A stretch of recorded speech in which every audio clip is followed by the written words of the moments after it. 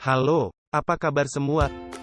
Selamat datang di pembelajaran fisika kelas 12 dengan materi radiasi elektromagnetik. Televisi kini menjadi salah satu alat elektronik yang mudah dijumpai dimanapun. Hampir setiap kalangan masyarakat menempatkan televisi sebagai kebutuhan dalam keluarga. Banyak hal yang dapat kita dapatkan dari siaran televisi, misalnya peristiwa yang terjadi di seluruh Indonesia ataupun pengetahuan-pengetahuan lainnya. Televisi merupakan salah satu contoh alat elektronik yang mampu memancarkan gelombang elektromagnetik sehingga dapat berdampak pada kesehatan. Misalkan menimbulkan luka fotokimia pada mata. Untuk menghindarinya maka disarankan untuk menonton dengan jarak kurang lebih 2 meter.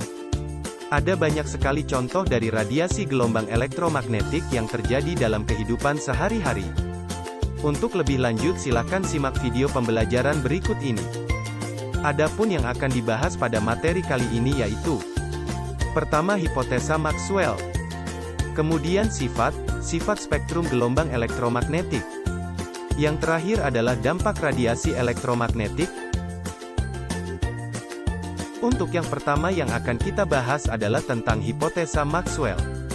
Teori gelombang elektromagnetik dikenal pertama kali oleh James Clerk Maxwell. Teori ini berdasarkan pada hukum Biot-Savart dan hukum Faraday. Berdasarkan hukum-hukum dasar tentang kelistrikan dan kemagnetan yang telah ada, kemudian Maxwell menyusun hipotesa tentang kelistrikan dan kemagnetan. Berdasarkan hipotesa tersebut Maxwell merumuskan bahwa muatan listrik yang bergerak akan selalu terjadi osilasi perubahan medan listrik dan perubahan medan magnet secara periodik. Perambatan perubahan medan listrik dan perubahan medan magnet inilah yang membentuk gelombang elektromagnetik dengan kecepatan di ruang hampa, yaitu sebesar V sama dengan 1/(epsilon 0) dikali mu 0. Karena epsilon 0 sama dengan 8,85 kali 10 pangkat min 12 C kuadrat per nm kuadrat. Dan mu 0 sama dengan 4 pi kali 10 pangkat min 7 Wb per am. Maka, V sama dengan 1/8,85 kali 10 pangkat min 12 dikali 4 pi kali 10 pangkat min 7. Sama dengan 1/11,116 dikali 10 pangkat min 18 sama dengan 0,3 dikali 10 pangkat 9 atau sama dengan 3 dikali 10 pangkat 8 meter per detik. 3 dikali 10 pangkat 8 meter per detik ternyata sama dengan kecepatan cahaya. Dengan demikian Maxwell kembali berhipotesa bahwa cahaya adalah salah satu dari perambatan gelombang elektromagnetik. Itulah tadi tentang hipotesa Maxwell. Selanjutnya sifat-sifat dan spektrum gelombang elektromagnetik. Banyak sekali contoh gelombang yang termasuk ke dalam jenis gelombang elektromagnetik. Salah satunya adalah gelombang radio. Macam-macam gelombang elektromagnetik terdiri atas berbagai gelombang yang berbeda frekuensi dan panjang gelombang, tetapi memiliki kecepatan rambat yang sama, yaitu 3 dikali 10 pangkat 8 meter per detik. Sama seperti sifat gelombang mekanik, maka hubungan antara frekuensi, panjang gelombang dan cepat rambat gelombang elektromagnetik dinyatakan C sama dengan lambda dikali F. Di mana C adalah cepat rambat gelombang elektromagnetik yaitu 3 dikali 10 pangkat 8 m per detik. Lambda adalah panjang gelombang dan F adalah frekuensi.